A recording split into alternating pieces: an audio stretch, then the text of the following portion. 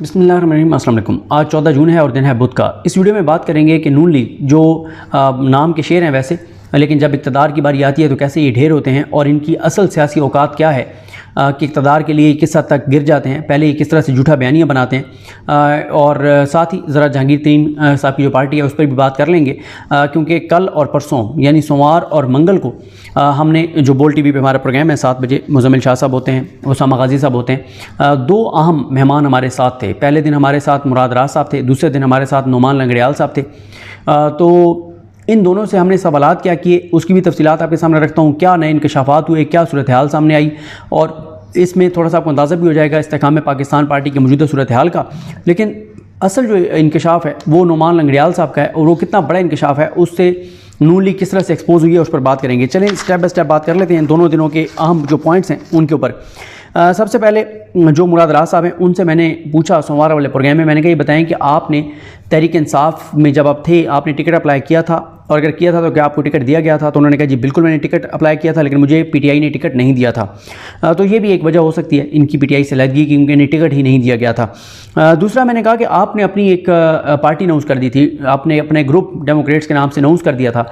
उसके बाद जहांगीर तरीन साहब ये चाहते थे कि आप उनके साथ शामिल हो जाएँ, तो आपने जब एक अपना ग्रुप अनाउंस कर दिया, आपने हाशिम डोगर साहब ने आपने अपनी पार्टी अनाउंस कर दी। तो जब भी कोई पार्टी अनाउंस करता है, जब भी कोई ग्रुप अनाउंस करता है, कोई और पार्टी के चाहती है कि वो ग्रुप उनकी पार्टी में जम हो जाए, तो उसका सरबराह उसके घर चल के जाता है। तो क्या तरीन साहब आपके घर चल के आए थे? तो उन्होंने कहा कि जी वो मेरे घर नहीं आए थे लेकिन हमारी मुशावरत हुई थी तो सब उधर जा रहे थे तो मैं उधर चला गया। तो ये भी बड़ा हैरानकुन है कि आप अपनी पार्टी अनाउंस कर रहे हैं, अपना ग्रुप अनाउंस कर रहे हैं और आप जा ही नहीं रहे वहाँ पे, वो आपके घर ही नहीं आ रहे आपको दावा देने और आप खुद जाके जो है वो शामिल हो गए। तो ये एक चीज़ थी। उसके बाद मैंने उनसे ये पूछा, मैंने कहा ये बताएं कि अली जैदी साहब हो गए, आप हो गए, बाकी आपके फिरदौस कमान साहब हो गई, ये फैज़ हुसैन चौहान साहब हो गए, आप लोगों के लिए कोई ओहदा नहीं था इस्तेकाम पाकिस्तान पार्टी में। और ओन चौधरी साहब के पास इस वक्त 5 ओहदे हैं, इतनी बड़ी पॉलिटिकल शख्सियत कि वो शहबाज शरीफ के मुशीर हैं सियाहत के ऊपर, स्पोर्ट्स के ऊपर, और उनको इस्तेकाम पाकिस्तान पार्टी में भी 3 ओहदे दे दिए गए। तो ये क्या चक्कर है? आपके लिए कोई ओहदा नहीं है। एक बंदा इस वक्त आपकी पार्टी में, उसके पास 5 ओहदे हैं, शहबाज शरीफ का वो मुशीर है, शहबाज शरीफ की हुकूमत का हिस्सा है। तो ये क्या है?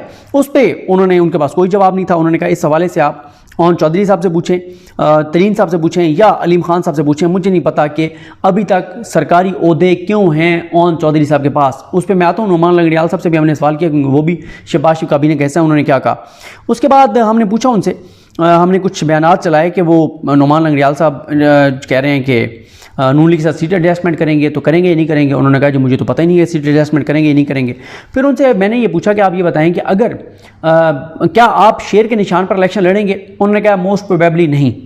अच्छा ठीक है। फिर अगला मुज़म्मिल शाह साहब ने सवाल किया कि ये बताएं कि अगर इस्तेकाम पाकिस्तान पार्टी की सीट एडजस्टमेंट हो जाती नून लीग के साथ फिर आपका क्या होगा? फिर भी आप नहीं लड़ेंगे? फिर उस पर जनाब लाजवाब हो गए, कहते हैं नहीं वो फिर तो देखेंगे हम, फिर तो अगर पूरी पार्टी का फैसला होगा फिर देखेंगे।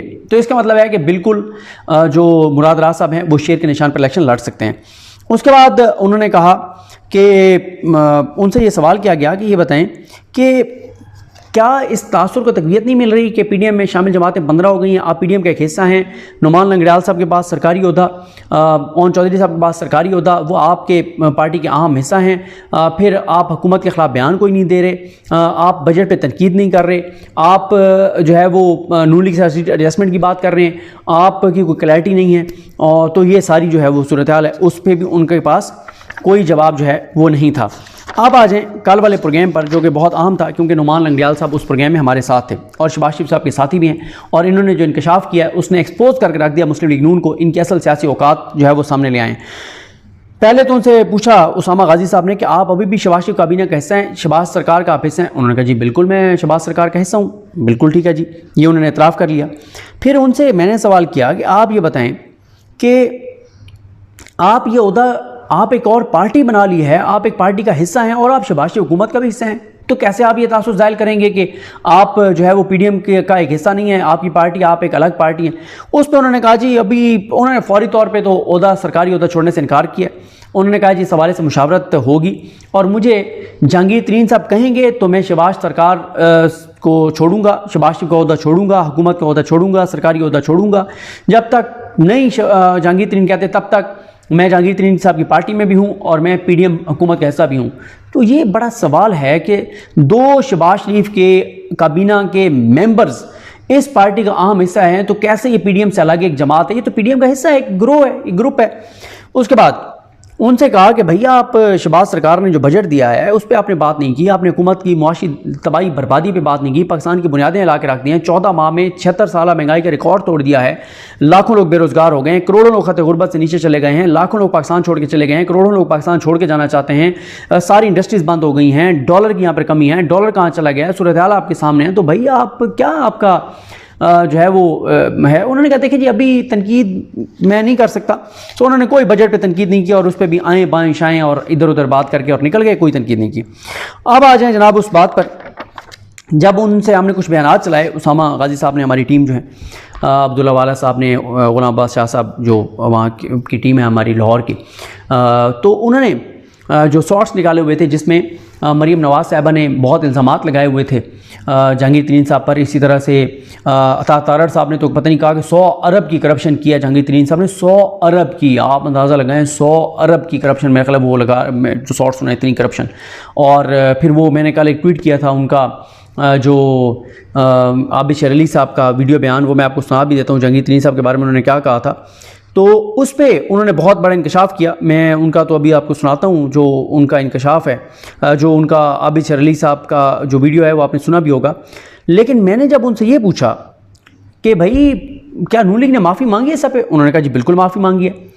ये बहुत बड़ा इंकशाफ है। उन्होंने कहा कि जब अदम एतमाद आया था और जो कुछ हुकूमत गिरी, उससे पहले जहांगीर तरीन साहब, इसाक डार साहब और नवाज शरीफ साहब की लंदन में एक तवील मुलाकात हुई। ये बहुत बड़ा इंकशाफ और एतराफ़ था कि तरीन साहब की बहुत तवील मुलाकात नवाज शरीफ से हुई थी और तब तरीन ग्रुप ये बना था।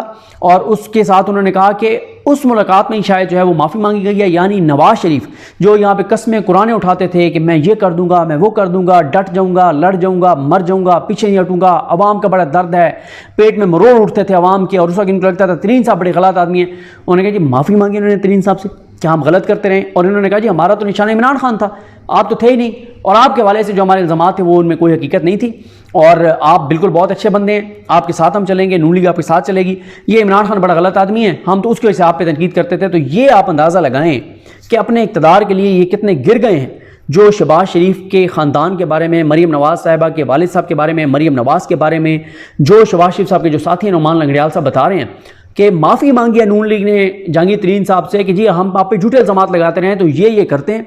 पूरा इन्होंने बयानिया बनाया, इन्होंने 6 माह तक तरीन साहब तरीन चीनी चोर फलाना ढीना ये इनकी ज़बान पे रहा। इन्होंने पूरा बयानिया बनाया, पूरे जलसे किए, पूरे टॉक शोज़ करवाए, जियो ने पूरे प्रोग्राम किए। और मेरा तो ख्याल है, क्योंकि आजकल जियो पे बात नहीं कर रहा, मुझे तो लगता है कि मैंने एक सवाल भी किया था कि क्या जियो ने वो कोई 300-350 के करीब जो टॉक शोज थे वो डिलीट कर दिए अपने यूट्यूब चैनल से। वो शाहजेब खानज़ादा साहब ने ट्वीट्स अपने डिलीट कर दिए जो तरीन साहब के खिलाफ थे। तो ये मामला क्या है, माजरा क्या है? और इसी तरह से जो ये जो इनकी अगर आप बात करें, जो ये अता तारड़ साहब, ये सारे अब कोई बात नहीं है, वो कोई बयानी नहीं है, कोई बात नहीं है। अगर तरीन साहब ने 100 अरब की करप्शन किया तो आप तो आपके साथ ही हैं, तो आप फिर झूठे थे तो आप मीडिया पे आके माफ़ी मांगे। ये क्या आप माफ़ी मांग रहे हैं उनसे, आप चुपके में उनसे माफ़ी मांग रहे हैं, और मांग भी बड़े मियाँ साहब खुद माफ़ी मांग रहे हैं और इसाक डार साहब माफ़ी मांग रहे हैं। आप अंदाज़ा लगाएं, छोटे मोटे शख्स ने भी माफ़ी नहीं मांगी। अब आप ज़रा देखें उस वक्त ये तरीन साहब के बारे में क्या कहते थे, ज़रा ये सुनिए इनका, आबिद शेर अली साहब का, ताकि आपको थोड़ा सा ये अंदाज़ा हो इनका कि ये किस तरह से ये बयानियाँ बनाते हैं और किस तरह से ये झूठ बोलते हैं। और बाद में जब इनको इक़्तिदार लेने की बारी आती है, जब इन्होंने इक़्तिदार लेना होता है, तो फिर ये भाग के और माफ़ियाँ मांगते हैं और माफ़ी तलाफ़ी करके, और ये कहते हैं जी हम झूठे थे, हम झूठ बोल रहे थे, हम गलत बयानी कर रहे थे। ज़रा सुनिए आबिद शेर अली ने क्या कहा था, ये लंदन में तरीन साहब के घर के बाहर। मैं पाकिस्तान के जो सबसे बड़े डॉन शुगर माफिया, जिसको चीनी चोर कहते हैं, जो इमरान खान का स्पॉन्सर, जिसका नाम जहांगीर खान तरीन है, ये आज मैं, जिसने पाकिस्तान के गरीब हारियों और जो पाकिस्तान के किसान हैं उनके डॉलर लूट के, ये सैकड़ों एकड़ पे मुहित उसका ये घर फार्म हाउस है, जो पाकिस्तान की आवाम के खून पसीने का पैसा है, वो इस चीनी चोर ने यहाँ पर लाकर पाकिस्तान के गरीब आवाम के पैसों से ये अपना आलीशान घर, जो तकरीबन सैकड़ों एकड़ों पे मुहित है, इसकी मालियत तकरीबन 8 से 10 मिलियन पाउंड है। मेरा सवाल है कि ये कांस्टेबल का बेटा एक एक एक पंजाब यूनिवर्सिटी में लेक्चर देने वाला ये इतने बड़े बड़े घर जो लंदन का इलाका न्यूबरी है वो कैसे बना सकता है? मेरे प्यारे पाकिस्तानी, ये वही घर है जिसके ऊपर सुप्रीम कोर्ट ऑफ पाकिस्तान ने इस चीनी चोर जहांगीर खान तरीन को नाअहल करार दे दिया। ये बीमारी का बहाना लगाकर इमरान खान ने इस चीनी चोर को मुल्क से फरार करवाया, इस फ्रॉडिये को मुल्क से भगाया। ये चीनी चोर बीमार नहीं है जिसका नाम जहांगीर खान तरीन है, ये चीनी चोर बीमार नहीं है। यहाँ पे इसने पिछले 3 महीने से तकरीबन पाकिस्तान के गरीब आवाम का 10 अरब रुपया यहाँ पर लंदन में ट्रांसफर किया, और इसमें FIA भी शामिल है, पाकिस्तान के वो अदारे भी शामिल है जिनको पता है कि इस चीनी चोर ने 8 अरब रुपया यहाँ पर ट्रांसफर किया पिछले 3 महीनों में। वो किन सोर्सेज के जरिए आया, वो किसके जरिए आया, और इसका भी सवाल जवाब देने वाला लेने वाला, क्योंकि इस पाकिस्तान में इमरान खान का ये स्पॉन्सर है, इमरान खान का करता धरता है। इस पूरे स्कैंडल के अंदर इमरान खान और उसकी मशीनरी शामिल है। ये जो बीमारी का बहाना करके ये आया है, ना कोई बीमार है, ना कोई इसको कोई ऐसी मुहलक बीमारी है। यहाँ पे स्विट्जरलैंड से बैंकर्स के साथ मिलने आया है। कोरोना वायरस की वजह से लंदन में प्रॉपर्टीज भी नीचे गई है। ये 8 अरब रुपया जो ये डाकू चोर जहांगीर खान तरीन अभी पिछले 3 महीनों से स्मगल करके लेकर आया है यहाँ पे, तो उन जराए से इसने 3 प्रॉपर्टियां और खरीदी हैं। जहांगीर खान तरीन, जिस तरह मैंने चोर डाकू फैसल वाडे की लंदन के अंदर 13 प्रॉपर्टीज को एक्सपोज किया था, इस तरह तुम्हारे जैसे चीनी चोरों का, जिन्होंने पाकिस्तान के गरीब गयूर अवाम का पैसा खाया है, पैसा हड़प करके ये आलीशान घर जो देखें सैकड़ों एकड़ों पे मुहित है, ये फार्म हाउस है जिसमें घोड़े रखे हुए हैं। उधर से पाकिस्तान के गरीब अवाम के पास खाने के लिए रोटी नहीं है, उनके पास पेट्रोल आज नायाब हो चुका है। पाकिस्तान गुर्बत की चक्की में पिस रहा है और तुम आलीशान तरीके से इन महल्लात में रहते हो जो पाकिस्तान की गरीब अवाम की खून पसीने की कमाई तुम लोगों ने अपने बच्चों के लिए ये दौलत के अंबार लगाए हैं। तो ये जहांगीर खान तरीन, बात याद रखना, तुम्हें भी फैसल वाडा चोर और डाकू की तरह तुम्हें भी हिसाब देना होगा। तुम एक पुलिस कांस्टेबल के बेटे थे, तुम एक देखिए कितनी तज़हीक कर रहे हैं तरीन साहब की उनके वालिद के हवाले से, और हिसाब देना होगा। अब ले लेना हिसाब, अब तो आपकी हुकूमत है, 14 माह हो गए आपकी हुकूमत है, अब लेना हिसाब। आप कह रहे हैं 10 अरब, कोई कह रहा है 100 अरब, आप कह रहे हैं इतने किसानों को लूट लिया, तो आप करें हिसाब क्यों नहीं करते? इक़्तिदार के लिए आप उनके पाँव गिर गए, पड़ गए, उनके पाँव चाट रहे हैं आप। एक कॉलेज में यूनिवर्सिटी के अंदर लेक्चरर थे, तुम्हारे पास ये अरबों खरबों की प्रॉपर्टीज कैसे आ गई? तुमने कैसे चीनी की मिलें लगा ली, चीनी के कारखाने लगा ले? इसका हिसाब तुम डाकू और चोर को देना होगा। पाकिस्तान की आवाम, पाकिस्तान के गरीब किसानों का लूटा हुआ पैसा तुम्हें वापस करना होगा। मेरी बात याद रखना जहांगीर खान तरीन, जिस तरह ये तुम्हारा सैकड़ों एकड़ों पे घर मुहित है, इसी तरह जो तुमने 3 और पाकिस्तान के लोगों के खून पसीनों की प्रॉपर्टी के पैसों से प्रॉपर्टीज बनाई है, तुम्हें एक एक पैसे का, एक एक पाई का हिसाब देना होगा। पाकिस्तान जिंदाबाद। ये आपने देखा आबिद शर अली साहब ने ये किया था, और अब लें साहब, हम माफ़ी मांग रहे हैं। नुमान लंगड़ियाल साहब ने बता दिया, जो शहबाज शरीफ की काबीना का हिस्सा हैं, कि इन्होंने माफ़ी मांगी है। और माफ़ी भी किसने मांगी है? बड़े मियाँ साहब ने। बड़ी माफ़ी थी, ज़ाहिर है बड़ा इक़्तिदार था, बड़ी लालच थी, बड़ी पस्ती में गिरना था, तो ख़ुद उन्होंने मियाँ साहब ने माफ़ी मांगी और इसाक डार ने माफ़ी मांगी है। तो ये इनकी हकीकत है, ये इनकी सूरत हाल है। बाकी मैं आपको बता चुका हूँ अहम पॉइंट्स 2 प्रोग्राम्स के। मुझे अपनी दुआ में याद रखें। लग रही हम सब कामयाब नासर।